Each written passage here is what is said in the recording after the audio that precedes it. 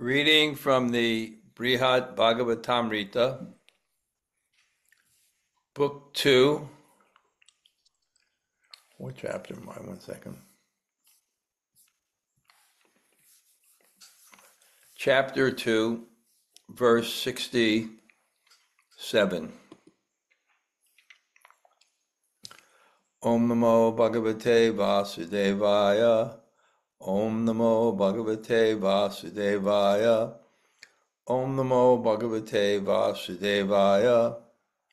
Tatraikadā mahā-tejaḥ, puñja-rūpo, dig-ambaraḥ, pāñca-ṣābdika-bālābhaḥ, āgād, ūrdhva-lokataḥ. Once someone arrived from a higher planet, his form surrounded by brilliant light. He was dressed by the directions only. He appeared to be 5 or 6 year old boy. Purport: since the residents of Mahaloka frequently travel to Janaloka, the two planets are practically a single system. The one difference between them is that on Janaloka, the fire of annihilation from below is far enough away that there is no need to flee. Gopkumar knew all this from experience. The next world for him to see was Tapaloka, so now he is being introduced to its greatness. Having never heard of Tapaloka, Gopkumar here refers to it as a higher planet. The unknown person who suddenly arrived from the higher regions looked like a small child and was naked.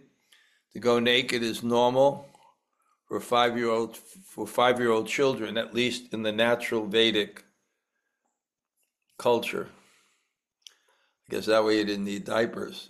You just got a hose.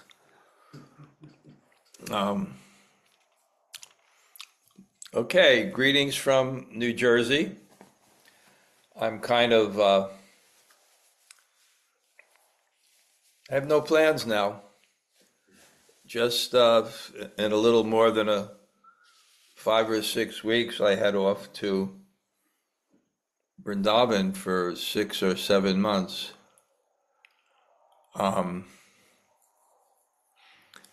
Yeah. So,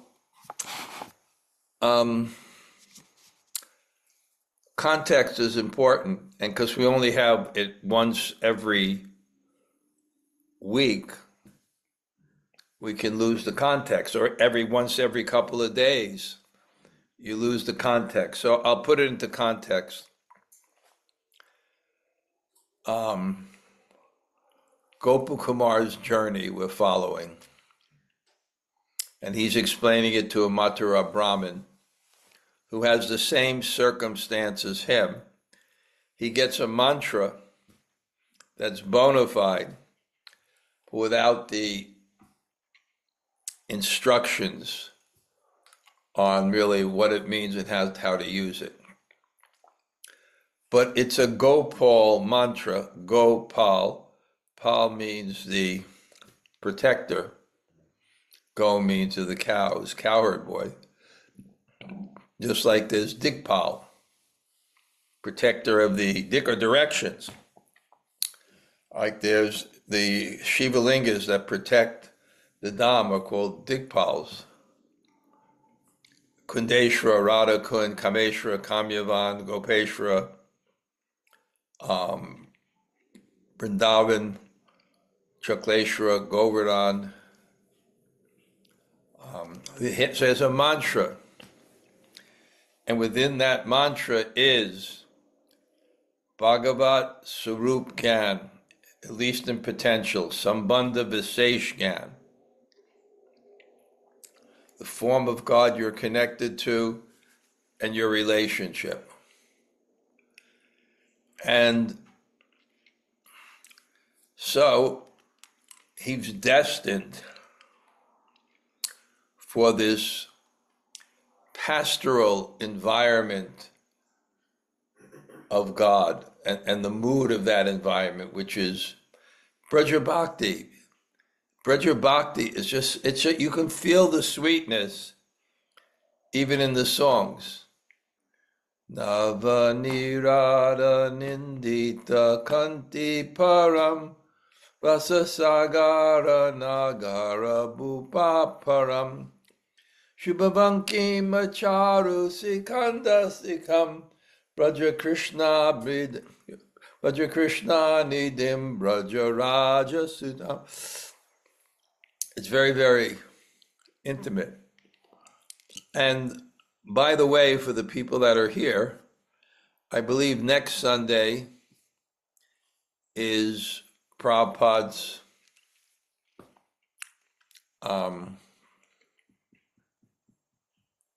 appearance day. So I'm just the class will be as long as the class is.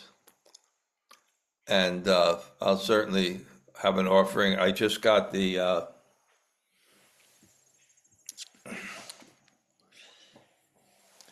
Srila Prabhupada's tribute books with all his disciples.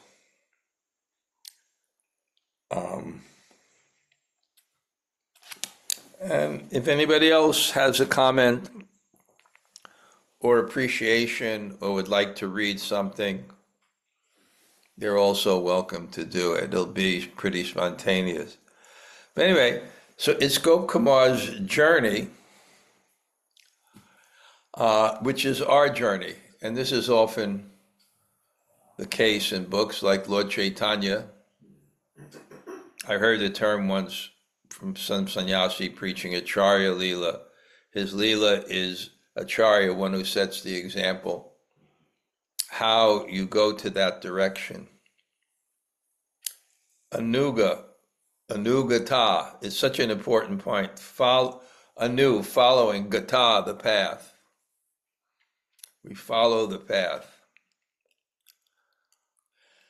So, Sanatana Goswami's mission is to present this, and it's done by the choice of this wonderful story of Narada, who is kind of, I've been studying I wrote a Monday morning greetings on kind of what's the necessity of this second part after the first part, because the first part seems to complete it. And I had my own take on it, but one understanding is the first book is Siddhanta, the philosophical conclusions, and the second book is Sadhana. This is how to attain it. Gop Kumar is going to that objective. And the fuel, he doesn't have a good GPS. Turn here, turn here, turn here. So he's not going so direct. But the fuel is the mantra. That mantra is to reveal your nature, Sarup, and the nature of God whom you're connected to. With every person, we have a specific relationship. And that person in that relationship manifests themselves according to that relationship. So even within ourselves, in love, our forms are different to different people. To one person, it's a father. To another person, it's a son. To one person, it's a friend. To another person, it's a lover. And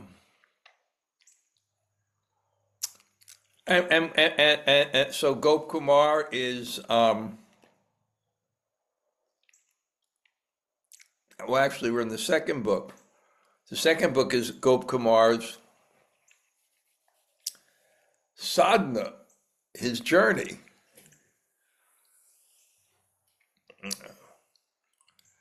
And in the first book, the analysis of better than better is kind of more philosophical. This is philosophical, but in a different way. By the feeling, it doesn't feel right. And keep in mind, I've been studying with Dhanurdhara Swami every day. We're ahead, but keep in mind that analogy that he's going to confront God, and it will be satisfying, but it won't be totally satisfying because God is not in an environment where he can manifest his relationship with Gop Kumar. Because each environment has some demands. A family room has demands. An office has demands. And you have to respond to those demands. Like, for example,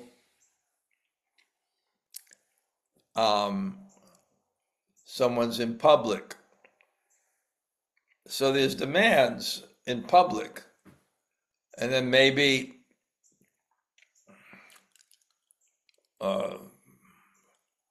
there's demands in public. You're a stranger to everybody else, but there's demands. And maybe people can't deal as intimately with you as they can at home. Anyway, so it's this journey, and it happens again and again. He has a feel for the place, a good feel and a bad feel. The good feel is, this is my Lord. The bad feel is he can't manifest in his relationship to me. And I'm not satisfied there. And then he goes to Vrindavan shortly in this journey.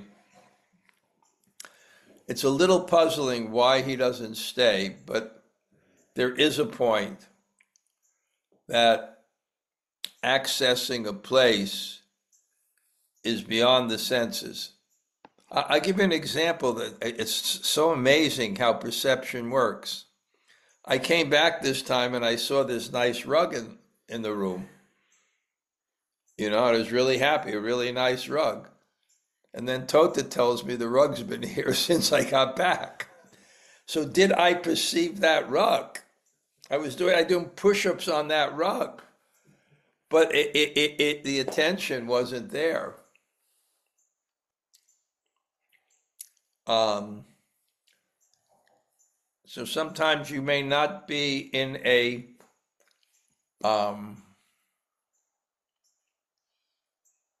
I was reading this Prabhupada tributes and reading Umapati, who's real smart. If you ever saw that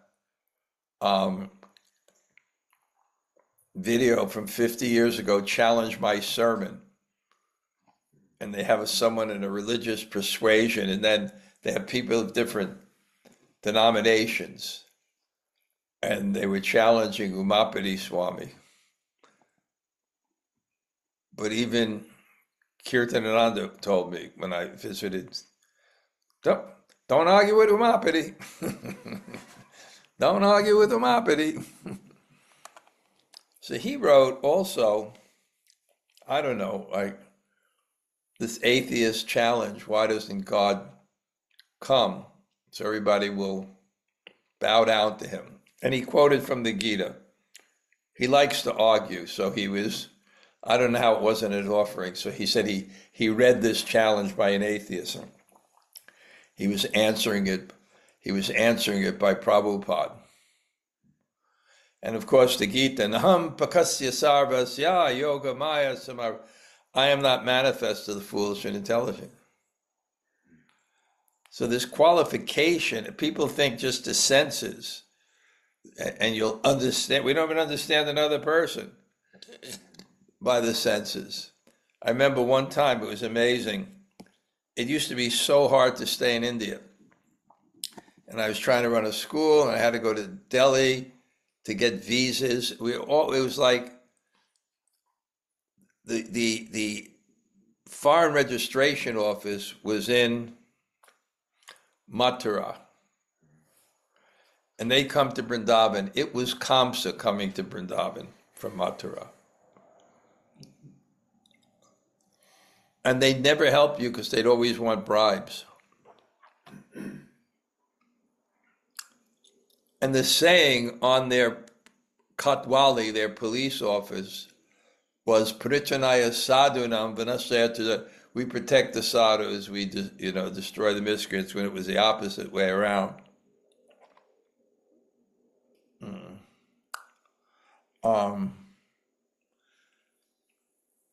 Sometimes I have to be careful going off on a tangent when I don't remember how to get back there. But yeah, so he's in Vrindavan and he doesn't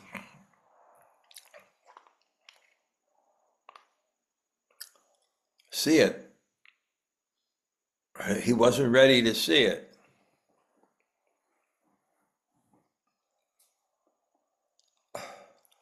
And he leaves, and then he meets some Brahmins, and they tell him to Swarga, and God is there in the form of, and the opulence is attractive to a devotee when he wants to serve. So it's not just a description of opulence, it's a description of service. They always want, it's a way of expressing love. Who's the most opulent? Srimati Radharani, Bhagavat's Mahabhav Sarup. I explained that before. So then, I'm just giving you context, and then he comes, and that interesting thing where he comes to see Vamana, Upendra, but Upendra says, why are you bowing to me? In other words, it's his friend. But he's in a official capacity. So that side of God can't be fully manifest. So he has that thing, yes. He doesn't have the intellectual understanding, but yes, I'm attracted. This is my Lord, but no, this is not my Lord. It's the same moonlight nights of the month of Chaitra, the same Malati breezes are blowing in the air, but I'm not happy here. I want to be in the days of my youth, Radharani, at Kurukshetra.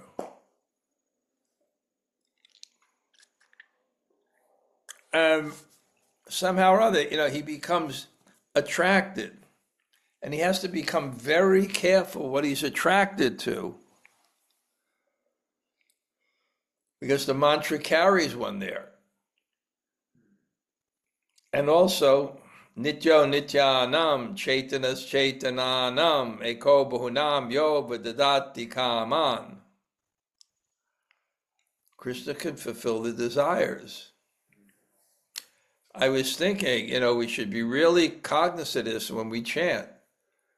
But the problem is in our heart, we don't want God because it means to surrender. Living by the truth. I remember I was at Radhanath Swami and Kirtanananda was still in the Bhakti Center. So we went to visit him, and Kirtanananda, in his day, was extremely powerful leader. I mean, Bhakti-tirtha Swami, Devamrita Swami, they were accepting his, Radhanath Swami were accepting his authority. So you can imagine, even on a material, he must have had some shock.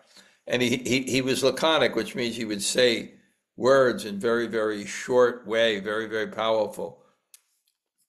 We went in there, he said, you can't surrender in the future, you can't surrender in the past, you have to surrender now. And if that consciousness, that's the depth of our consciousness, when we really want to live by the truth about ourselves, the truth about where we should be going, the truth about what we should have, the truth about what we should give up, the truth about forgiveness, to really, really, really want and add that to our chanting. And anyway, he becomes the king of heaven. Now I think we're remembering where we were discussing. He becomes the king of heaven. And when he becomes the king of heaven, it's never satisfying, because he definitely doesn't want worship.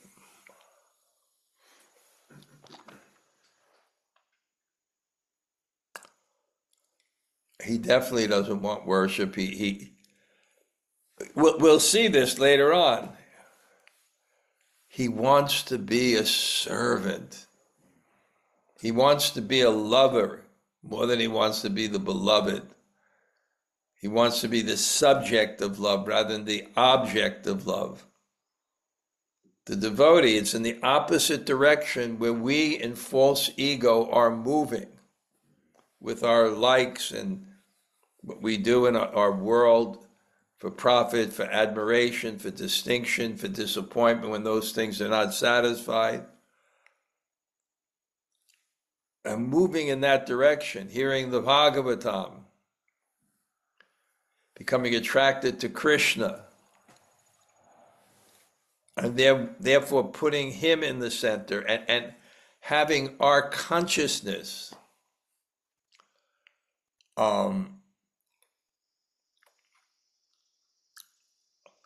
as the object of God being the subject.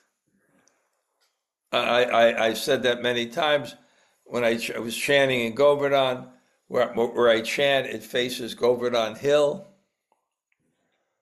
And I was reading things like this, subject, object, and I was saying, I'm in the center and everything is surrounding me. Can I change my consciousness so God's in the center and I'm just one of the many things around God? Changing in that consciousness. Well, Gop Kumar, that simple, beautiful cowherd boy,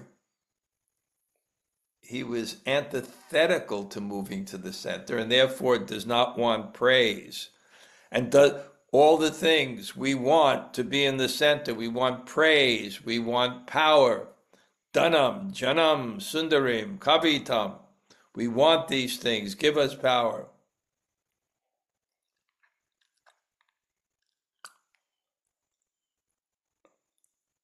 And so anyway, but he has the satisfaction of being with Vamanadev, but he comes and goes, and that disturbs him. Because on a high level of spiritual attachment, in your absence, a moment becomes 12 years or more.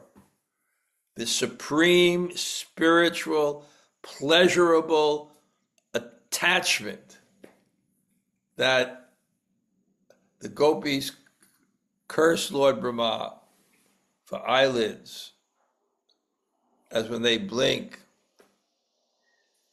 when the Krishna's in the distance and the cowherd boys see him and he goes behind a tree for a second, they can't see him, it's painful. So,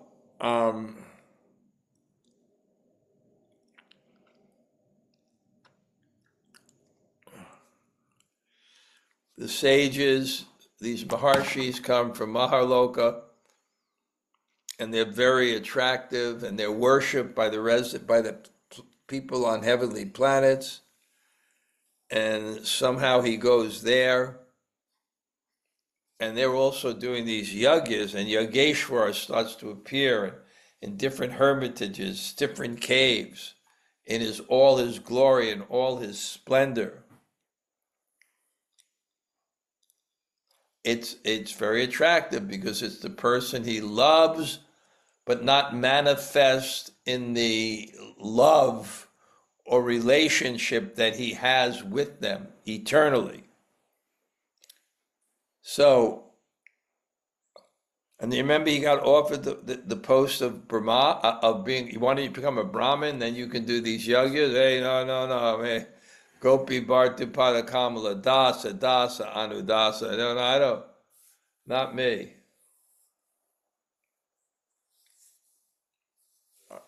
Not me.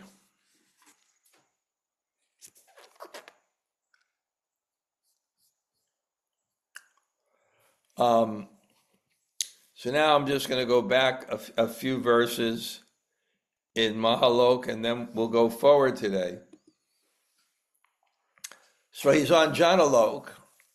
What happens is on Mahalok, it's still in the planetary, and the night of Lord Brahma, there's a devastation, there's a flood, all the planets become flooded, or there's some scorching heat, or something happens.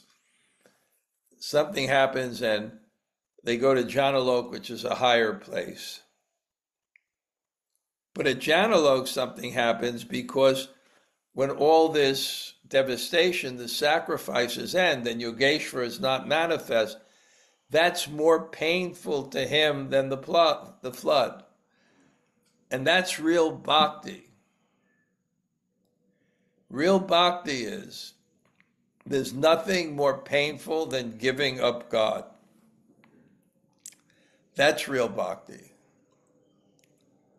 You're feeling that connection, which is addictive, which is the most addictive. You can't stand the withdrawal from the darshan of God. So,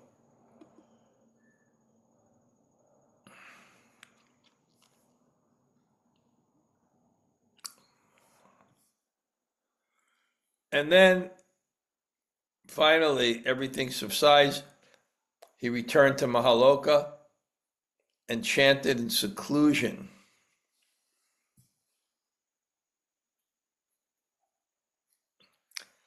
And he developed intense level of separation. Oh Lord, oh energy of the Lord, please engage me in your service. We may forget and not know that every single word in the Maha Mantra, it's the only prayer, as far as I know, where grammatically every single word is in the vocative. Krishna is declined as O Krishna, Hare is O Radha, Rama is O Rama. So it's this intense entreaty. And it's interesting, he has this two types of separation. One is from Yogeshwara, the Lord, and one is from Brajabhumi, Vrindavan, where Yogeshwara is fully manifest as his friend. And that pain and separation is even more than the separation when Yogeshwara leaves.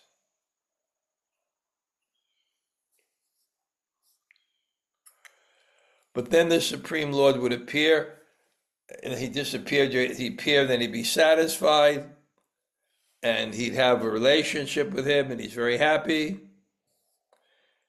and he would just stay by his side whenever he was there.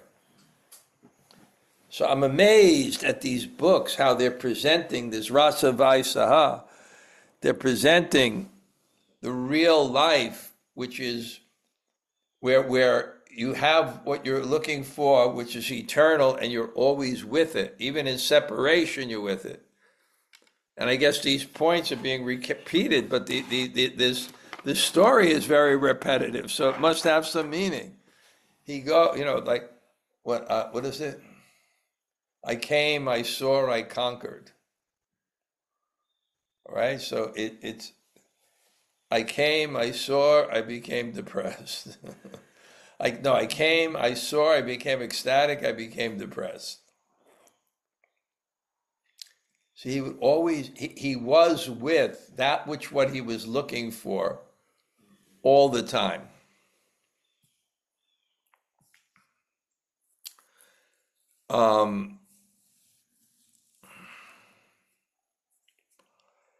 Unbroken.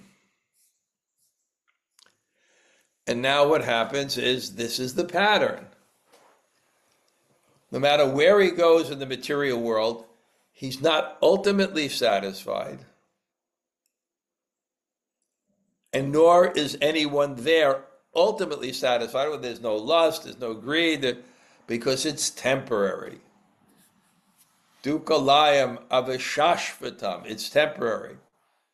And when something is temporary, your enjoyment, no matter how long it is, no matter how good it is, your enjoyment is mixed with the duality that you may lose it. So now from the platform, Sanat Kumar comes, one of the four Kumaras. And what we'll find out, and this is very nice, is these personalities on these planets like Brahmaloka and Tapaloka here, they travel throughout the universe to promote and protect the devotees and devotional service. And that kind of is very in the mood of Prabhupada, who sometimes you look at realizing your spiritual form as perfection and preaching is to purify you to get there. But in some of Prabhupada's purports, he says, when you realize God by spiritual impetus, you want to share it. I think it's natural. In the 20th chapter of the Sikshastakam, I gave a seminar on this verse where Lord Chaitanya says, listen, Rup Sanatan. In this age of Kali, the best means of deliverance is Nam Sankirtan. And I felt that verse didn't fit in, and I explained my reasoning, because Lord Chaitanya's the external reason for his descent, Baharanga Hetu, the external cause why he came for others, was fulfilled. Advaitacharya sent him a message. Prema Bhakti, everyone has it. You're out of a job.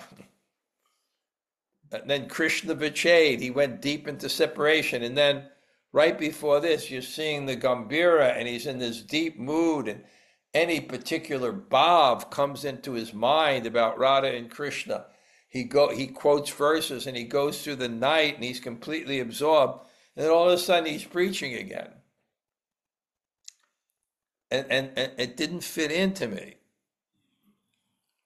And when I gave my class and go over it on in Puri, Hari Parshad, who is a great Vaishnav scholar, he said he quoted an obscure text by an obscure, who also had the same doubt as me. Why is this verse? And he gave a little bit different. My analysis was that when you get something beyond what you deserve, that feeling of kindness wells within the heart, gratitude and appreciation. And it impels one to want to share it. And that was the analysis of this other scholar, I don't know where he got it, that in Radharani's deep Mahabhav, somehow or other, this compassion overwhelms her, wanting to give it.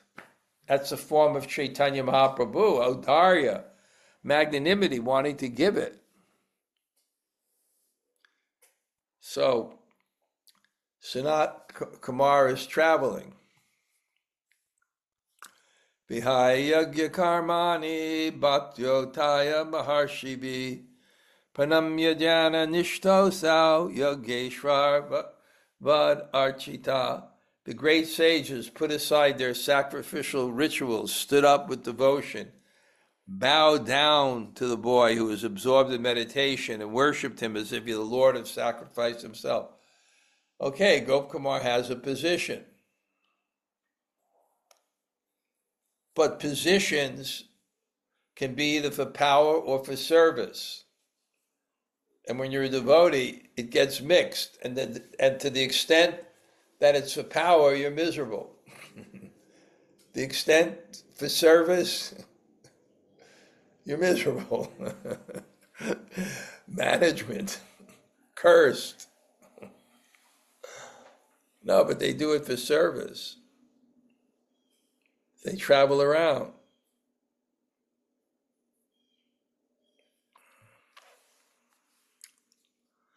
Yata kaman gate tasmin maya prishta maharshaya kutratya katamovayam bṛhad-bhāgavatāmṛta. After that person, as it pleased him, went away, I inquired from the Maharshis, who is that? Where did he come from? Why is it that you great souls worshipped him? Another thing. Gop Kumar is looking for the Lord of the universe because his guru said, this is given by the Lord of the universe, this mantra. And not only that, but it gives the Lord of the universe. So he doesn't have this understanding, he has this feeling. But these little understandings come in his mind where people come from higher planets. He's had no idea what those planets are, and they worship these people. These saintly people. So they're higher, and I want the best, or I want to search for my heart's content. So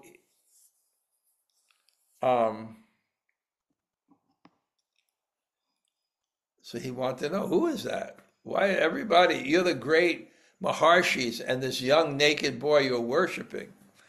Purport, the boy was so exalted that no force could impede him from going wherever he wanted.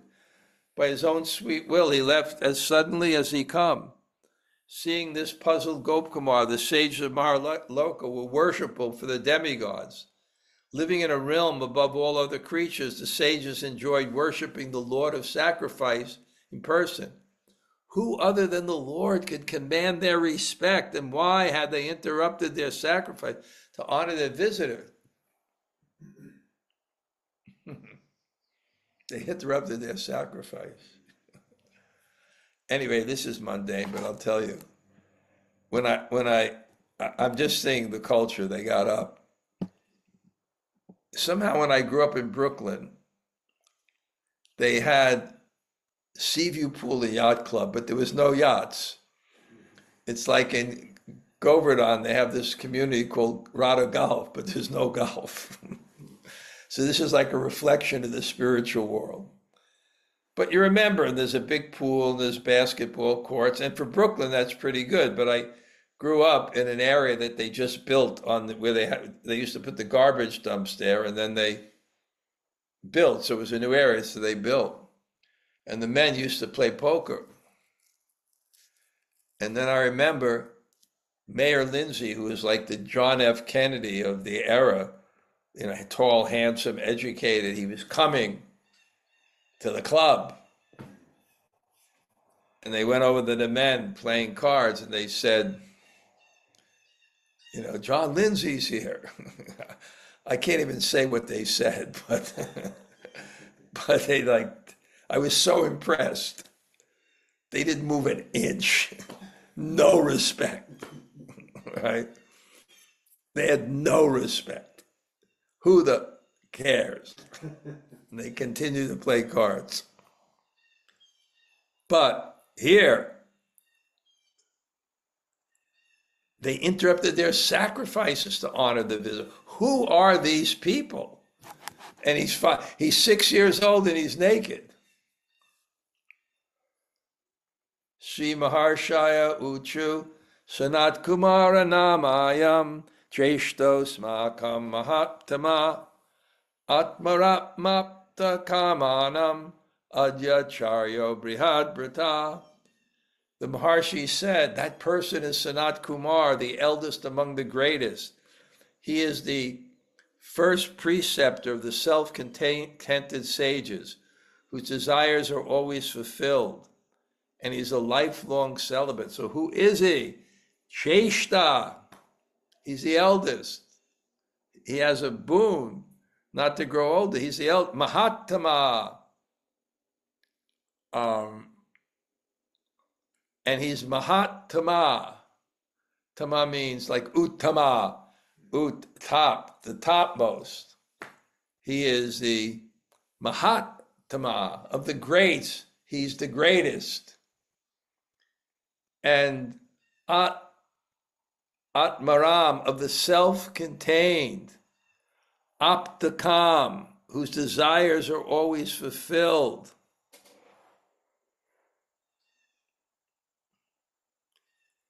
He is the Adya Acharya. He is the first Acharya. And Bṛhad-bhāgavatāmṛta, he's a lifelong celibate. So the residents, chief residents, Mahaloka, the sons of Brahma, and Sanat Kumar is their brother, the eldest of Brahma's son. He is better than the other sages because unlike them, he never entered family life, even on Brahma's request. This answers the question, who is that? Bhishma, he took that vow of celibacy, respected. But it's very difficult in the modern age. And I always tell that story. It's kind of, not story, I make a joke.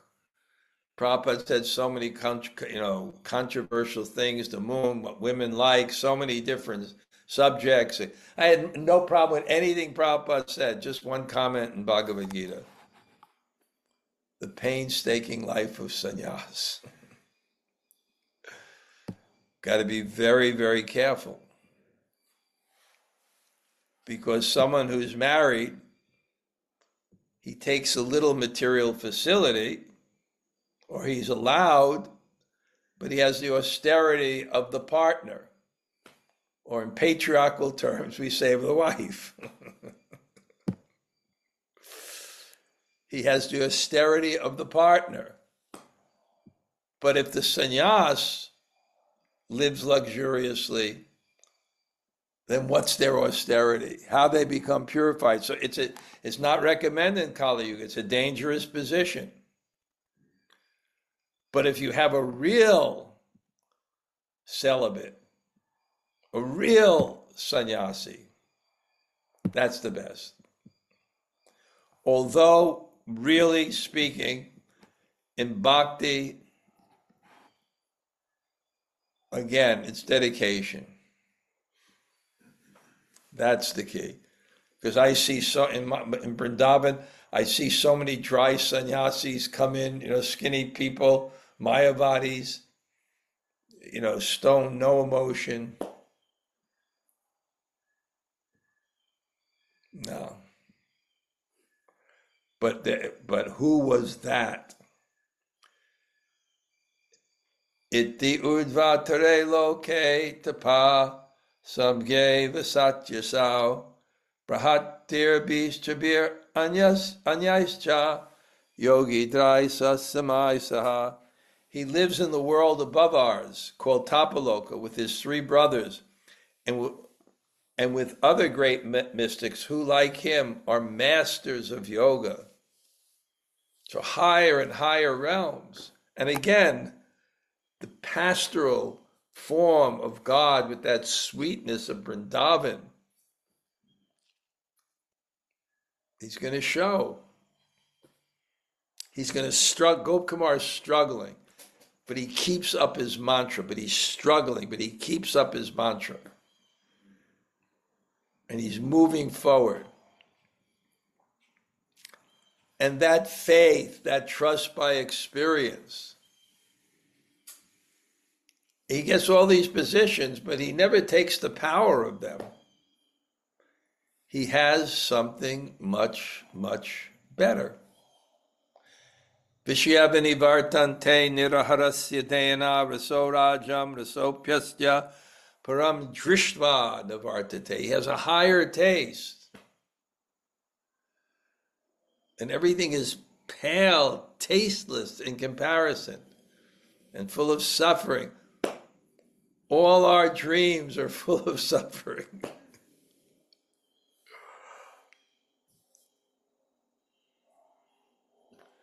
Here the sages answer the question, where did he come from? He's not the only one of his kind. These four brothers live on Tapaloka along with other great mystics, including Kavi, Havis, Antariksha, Prabhuda, and Pipalayana. He's going to get instructions from Pipalayana. That's going to be interesting. Because Pipalayana is saying that the image of God in the mind is more real and more powerful than seeing God externally. He's going to make very good arguments for that. And the purports are going to support that. And then right after that, it's going to be contradicted. So I'm still trying to figure out why in the purports. Anyway.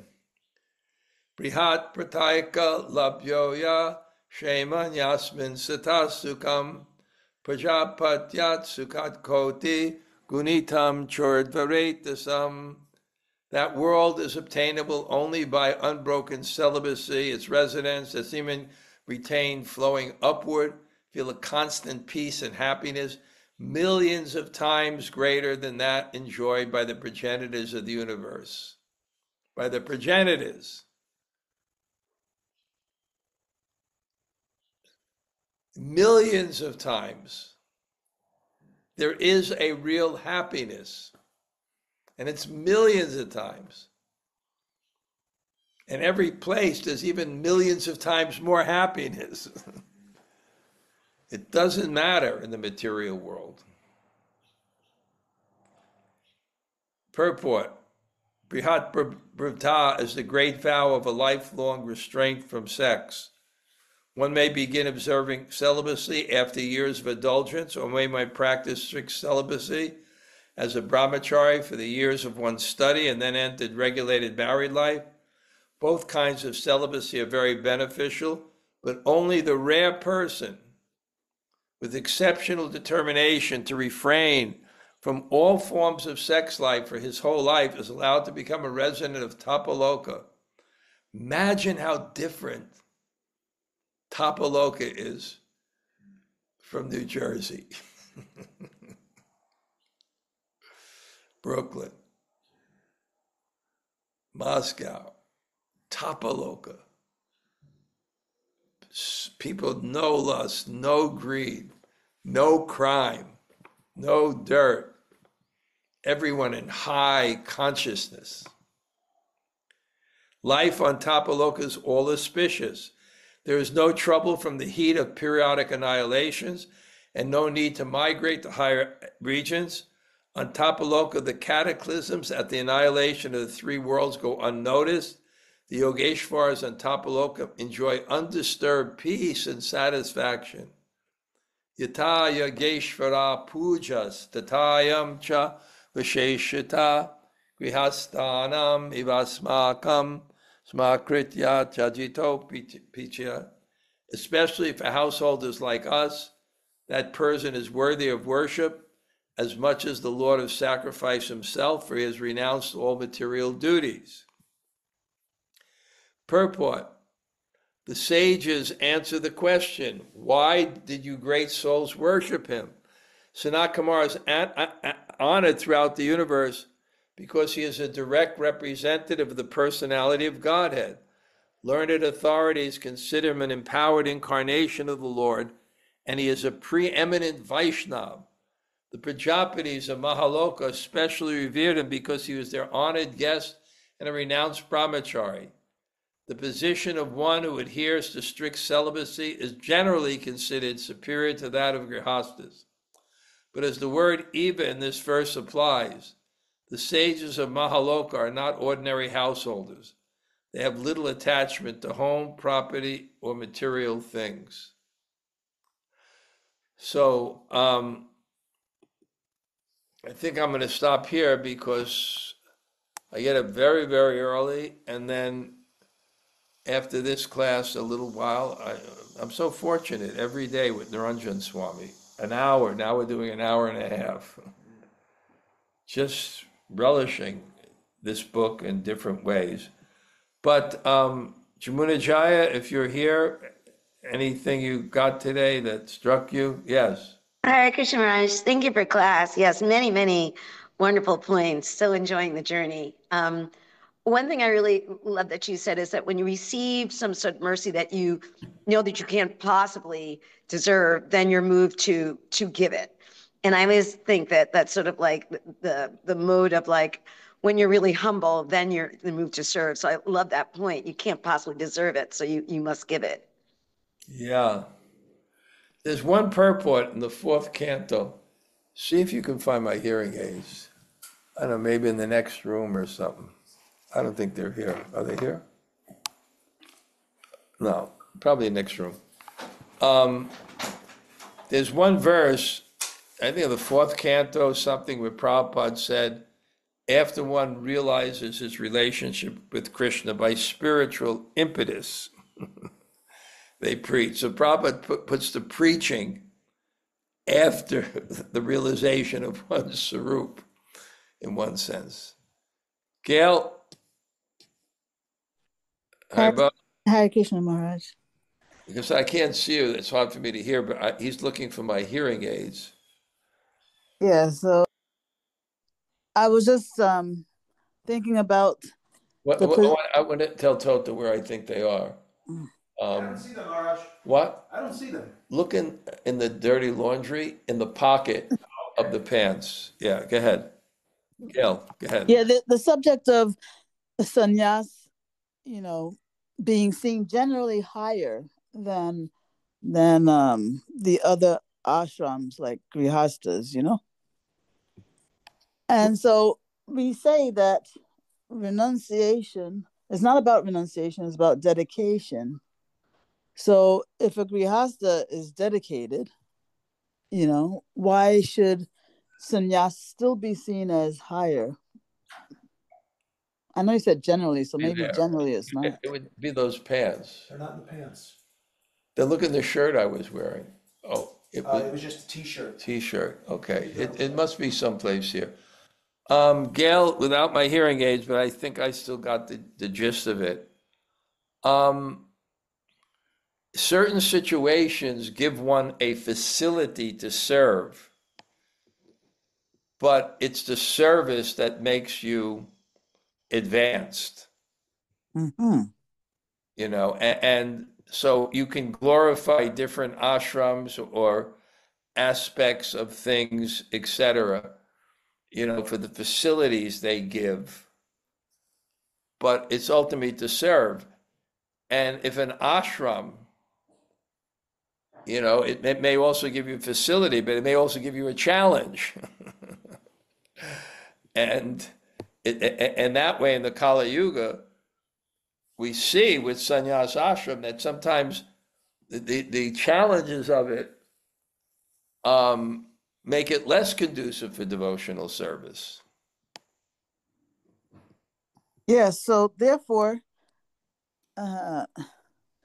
so generally, sannyas is seen higher than grihasta because it generally has greater facility for service. Is that it? Tota, I got him. You got him. Okay. What's that? Generally. Because because generally if you're a grihasta and you have attachments, you got to maintain your attachments. And maintaining the attachments can distract you. Mm-hmm. Right? It can distract you. Yeah. So therefore, but on the other hand, in the Kali Yuga, the sannyas can distract you. And a lot of times you get even more facility. Mm-hmm. So, yeah, but if someone is just completely renounced, but attached to Krishna, because our renunciation is yukta vairagya, what you can't use in Krishna's service, right? But if that's your service, like Raghunath Das Goswami, he was given the instructions to be a renunciate and think of Krishna all day. And who are the leaders of our movement? They were, Babajis. They were, detached and completely dedicated. But I think in the Kali Yuga, Prabhupada did something very powerfully. He kind of respected the Grihasta ashram. in a ways that maybe wasn't respected as much before, because he didn't make any, he brought all the grihastas in to preach, and even his standards for the grihastas were like the highest standard. Even said, sex only for procreation, that's the highest standard. That's generally not given. I don't think that was, I doubt that was even the standard in the Gaudiya Math. And that's why when Prabhupada was a grihasta, they would use the term dirty grihasta. And they were all brahmacharis, sannyasis. They didn't really have that much regard. Prabhupada gave them great regard. Maybe because he himself was in the grihasta ashram, while the other people in that mutt generally, they were the sannyasis. And look at the upset. Who became the lucky one that carried on the mission? It was Prabhupada, the person who lived outside. I can imagine now if there's some simple guy, right, that's a pharmacist. And then, he comes into the Krishna consciousness movement. We have like all the sannyasis and renunciates and senior and Prabhupada disciples and this. And he does 10 times more than anybody else. I don't know. I think we'd hang him. I don't think we can tolerate that. What an upset. So even look at Prabhupada's example. Okay, Gail, thank you. Thank you. Okay, anybody else like to comment or say hello?